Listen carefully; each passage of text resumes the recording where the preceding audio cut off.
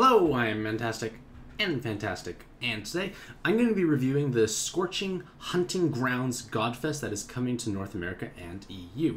So, as with any Godfest, the determination whether you should roll or not rests upon your own monster box and your own personal needs. Just because XYZ card is powerful from a universal point of view, it does not mean it's necessarily going to benefit yourself. So you have to use your own judgment, and you obviously want to try and avoid too many duplicates unless certain said card has tremendous value for yourself in numerous duplicates. Now, with all that being said, I do encourage you to at least join my Discord server. It's a pretty bumpin' place, I would like to say, and it'll allow you to at least talk with other pad players, ask for advice, share your woes, stories, and excitement, so on and so forth. So, the Scorching Hunting Grounds Godfest, what a mouthful to say, will feature basically the very desirable 5 times rates for Pantheons and Godfest exclusives, as well as giving plus 50 to a random stat, and in addition to all of that, there will be one free Tamadra of every single pull. So this may sound very appealing on paper, but you do have to remember that the featured Pantheon cards are 6-star bases, which does lower their chances of being rolled. So, in addition to that, because there is this Tamadra special going on alongside, there will be no actual gala occurring. So there's no Gala of Tides, Gala of Flames, so on and so forth. So the chances of you rolling, say, these featured cards may be lower, to be honest, because of the fact that they are rarer to begin with. They are 6-star bases, as well as the fact that the carnivals or galas that occur alongside tend to at least provide a bit of support for acquiring at least 5 stars instead of silvers. So this is day 1 and day 2 basically. I will have them all ranked as we go throughout this video. However, because there's only 2 Pantheons featured, I will at least talk about each of the cards individually. So I use my S through D ranking system. Why is there plus minus? This just not, oh sorry, ignore that. So, Three Kingdoms 2. So, Three Kingdoms 2 is a relatively new Pantheon, and it does feature this somewhat unique orb unlocking ability, because you are able to remove locked orb status, and that can help preserve or save your life in certain scenarios. Say you left 2 locked jammers or 2 locked poisons, you can get rid of those because they come unlocked, you can board change them away, as well as providing another viable alternative to the board refreshes, such as like Keji. Now, Keji is a random board refresh because it basically takes away all the orbs and brings down 30 new orbs. With the Three Kingdoms 2, you unlock the orbs, but most of them at least provide an orb changer alongside of it. So because of the orb changer that occurs alongside of it, you do have maybe perhaps a little bit more control when dealing with a 4 elemental board. It's going to be a little more desirable to work with for the most part. Now, while the orb unlocking feature is not necessarily crucial to most of the earlier and mid-level content in the game, it does have applications in certain end-game content, and at least having access to an orb unlocker can be vital or crucial in those scenarios. If you want a full but somewhat outdated review of the Three Kingdoms 2 Pantheon, I did write an article when they first came out, which can be found there. Now, the first one is, I called him Brutal Dawn before, I still will call him Brutal Dawn now. He is a B+. And the main reason is because fire TPA teams, they're still somewhat relegated to reincarnated Shiva. Like, it is a powerful leader, but it's just falling behind due to power creep. 49 times with no health, but a healthy recovery multiplier is just not enough in today's day and age, so you can't really capitalize on the 2 TPAs and 7 combo awakenings. However, with that being said, the best place for him, as well as many of the other Three Kingdom 2 cards, is the Watermail Hunter in co-op mode. And this is because the Watermail Hunter has no restrictions in terms of typing and the coloring he wants to use. You simply need to prioritize 7 combo awakening, then TPAs, and you basically just go from there. You basically stack and just match multiple combos, and you just deal amazing amounts of damage. You're tanky, you're durable, so these low-weighted stats don't necessarily act as large of a hindrance as they normally would. So this is a very beneficial aspect because the Three Kingdom 2 cards just gain tremendous value because now they actually have a desirable home to be used on. However, with that being said, their leadership potential has probably gotten even worse because, yes, they produce a 7x6 board, but because of Diabolus, who is part of the Monster Hunter collab existing, almost all other 7x6 leaders are inferior by comparison. And this is perhaps maybe a large jump to compare the two, but the thing is, with 7x6 leaders, you only need to actually have one of them. So that means you can have a Diablo's friend, and you pair with your own high multiplier leader. So there's actually no need to run a 7x6 leader of your own. So their leadership potential is somewhat moot at this point in time, and this applies to all the three kingdoms too, so I'm not going to repeat that over and over again. Thus, the Brutal Dawn will be somewhat used for obviously this orb changing ability to make fire and dark orbs, as well as being an interesting sub for the water monster hunter, male hunter. Gan Ning is also a B+.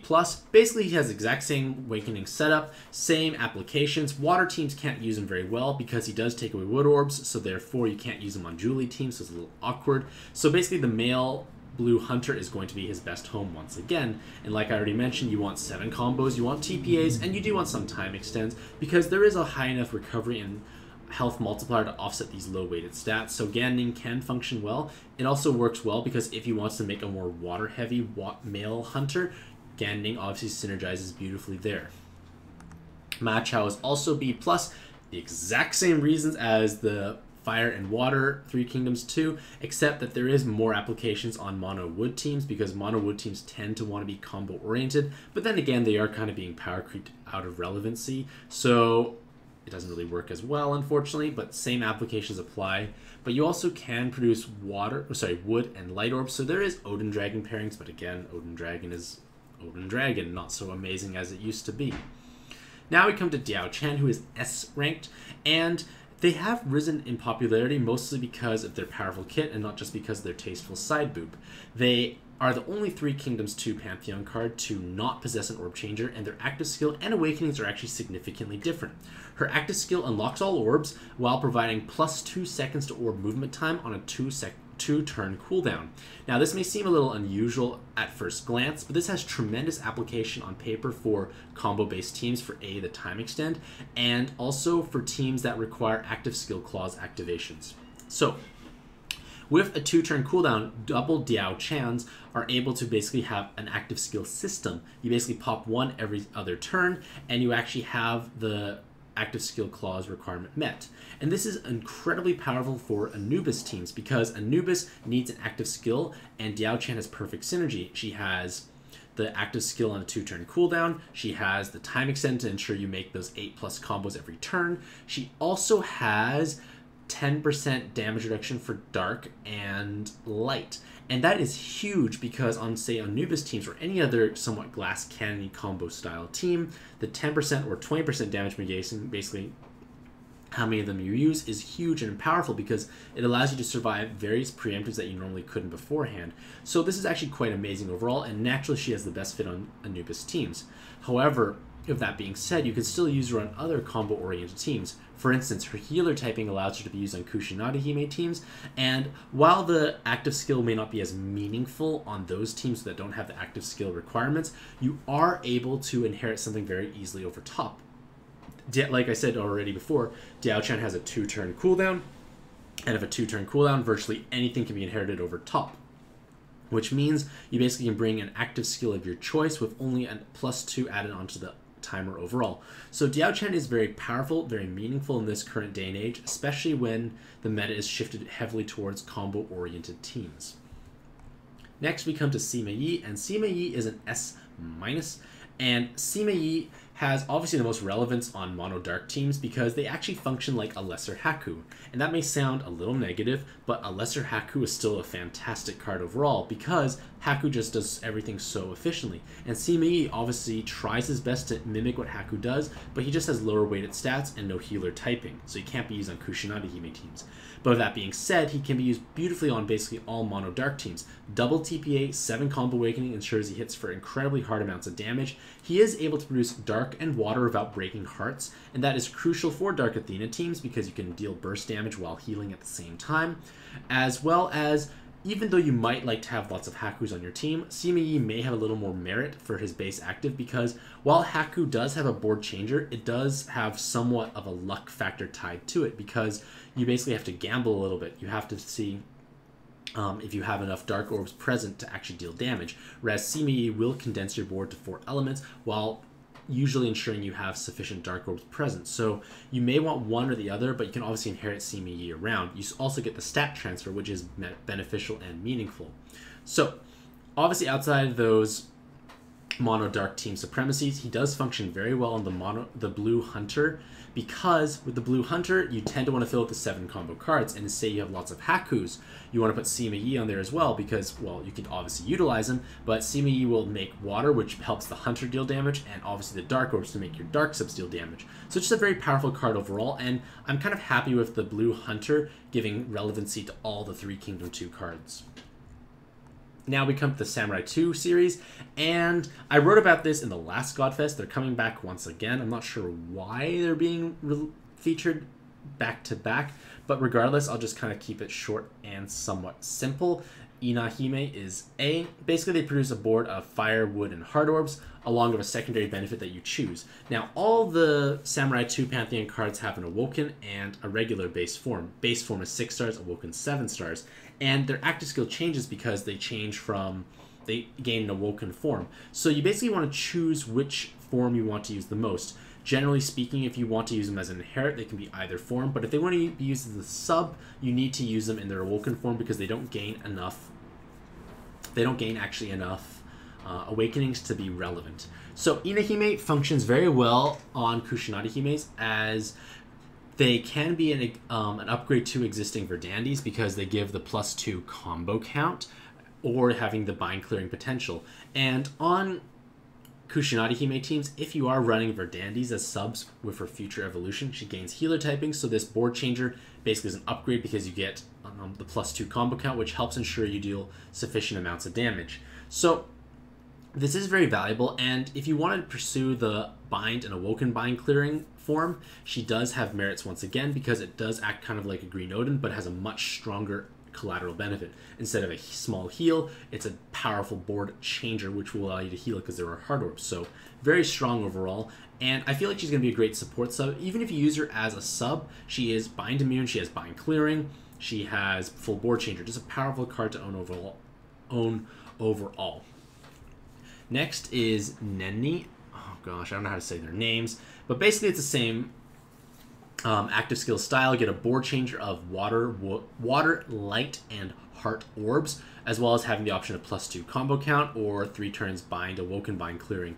However, the +2 combo count is not as meaningful because water teams already have access to Mary and Kepri, who is farmable, so the +2 combo count is not as unique as it would be, say, on fire and green teams by comparison. However, it does give board change synergy to Wukong and Gabriel, because before now they didn't really have a very accessible board changer to use in conjunction, and this helps round out their potential. Oichi, whose name I couldn't say before, still can't say now, is higher ranked than the others at A+, because they have not only the color swapping to produce dark, wood, and hard orbs, but they have 3 skill boosts when awoken. So 3 skill boosts is a little more meaningful because it can help act as an alternative to Tengu, because you have 2 skill bind resist instead of 1. You trade 1 skill boost for 1 skill bind resist, so again it gives you a little bit more options overall, so it can help you for Awoken Liu Bei farming styles. But the main idea is the +2 combo count has huge powerful potential on Kusanagi Hime and Noctis teams.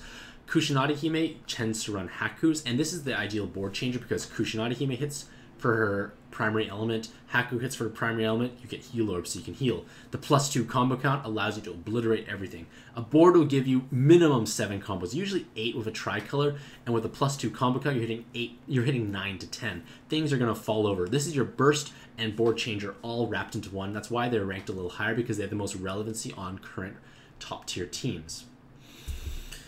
The yellow Samurai 2 card does differ because they have a 5 elemental board that produces everything but dark, and they trade the bind immunity for 2 7 combo awakenings. So a 5 elemental board that does not produce dark tends to have the least amount of relevancy because dark teams tend to be the strongest, partially because Haku is so powerful, Dark Athena is strong, Anubis is strong, and by not producing dark orbs, you're automatically kind of shooting yourself in the foot. You're just not going to be as powerful overall. Yes, the double 7 combo awakening has value on the male hunter, but again, it's kind of pushing it when your base active is not that powerful for the most part, as well as excluding Dark Orbs. However, they do have leadership pairing potential with Sakuya because they do have a 7x6 board, and they will have 100 times attack and 25% damage mitigation on a 7x6 board. So you're going to be able to achieve high combo count, so you're going to have that 7 combo hitting very hard. You have some damage mitigation. It does have interesting applications, but that's definitely her best leadership pairing at the current time. And Nohime is the lowest ranked of the Samurai 2 Pantheon, and they produce a board of fire, water, wood, dark, and heal orbs, and their value technically is higher, and they can transfer stats to Haku with the +2 combo count, but it's not going to be as effective overall because the board changer is just too sporadic. It's too scattered. 5 elements is not going to have enough condensing for, say, Dark Athena teams because you're not going to have enough Dark Orbs. Maybe you can work on Kushinada Hime teams, but it's just a little awkward to be used overall, and it's just harder to place them on a team as a sub. So like it's just hard, like they're just not as relevant as a leader or as a sub, and even as an inherit, it's just awkward to use them for the most part. However, they are reasonably pretty. Now, I'm just including the newer Godfest exclusive because he is somewhat new. It came out last Godfest. A lot of people still don't have him, so I just basically copy-pasted from my previous article. And they are very similar to Aizen in that they swap their primary element to light in order to deal damage with double light crosses. So you have massive damage, stacking light rows. You connect light orbs. So the damage output is heavily reliant on finding light cards, ideally with row awakenings, because 225 times may feel low-ish if you don't stack enough rows or you don't find enough relevant light water cards to have enough recovery. And I feel like this card is a little awkward overall just because light water cards are not very prevalent. They don't tend to have rows, and it's just awkward to build compared to Aizen. He's just feeling like a lackluster Aizen because Aizen can access dark cards, and dark cards tend to be the strongest at this point in time, so he does have a much deeper subpool to draw from.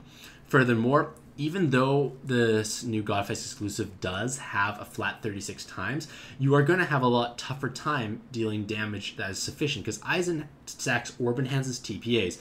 This card here tends to want to stack rows, and it's hard to find rows, TPAs, Orb Enhances, and water subtyping at the same time. So 36 times may not sweep floors, and that can be problematic, whereas Aizen could sweep a lot of floors with TPAs. And 4 Dark Orbs would produce enough with those TPAs and Orb Enhances. So just a little bit more Orb hungry overall, and I just feel it's a little lackluster compared to Aizen. So there have been no changes since the last Godfest to the tier list. Again, this article will be linked in the YouTube description down below. You can take a look at your own pace. All the icons will link to Pad X while having mouse over text to tell you what the card actually is. So there are a lot of cards in Puzzle and Dragons, and obviously you should take tier lists with a grain of salt. It's obviously harder to sometimes rank the cards when there's so many, and it can be challenging, but obviously that can be a point of conversation to talk about. So now, same with the Godfest exclusive tier list, no changes were made. Basically, Fujin, Dark Kali, and Dark Metatron are at the top at the moment. They have very great relevancy for their active skills, leadership potential, or just sub-usage overall. It's quite heavily stacking in A. Like, cards start to move up over time. It's harder to bring them down, but maybe at some point I'll find a way to kind of do a soft reset, perhaps. Now, putting it all together. So basically just visualizing the S's and A's and rankings for days 1 and 2. So basically it depends on what you are chasing. Day 2 is a little bit more stacked in terms of at least value from the A category by quite a large margin. However, day 1 does feature better S tier cards overall. Like, I personally feel that Dark Metatron's a little better than Fujin and Dark Kali, mostly because Fujin can be found from a friend. Dark Kali is only relevant for certain teams, but Dark Metatron's an incredible leader because she can capitalize on dark cards, no Skyfalls, 81 times, just powerful overall. So again, the decision to roll or not to roll rests on your own personal needs and what you have available in your box. So let me know what you think about the featured cards in this Godfest in the comments below. Do you plan on rolling, or do you feel like you're going to sit this one out? I hope you all have a mantastic day, and happy puzzling.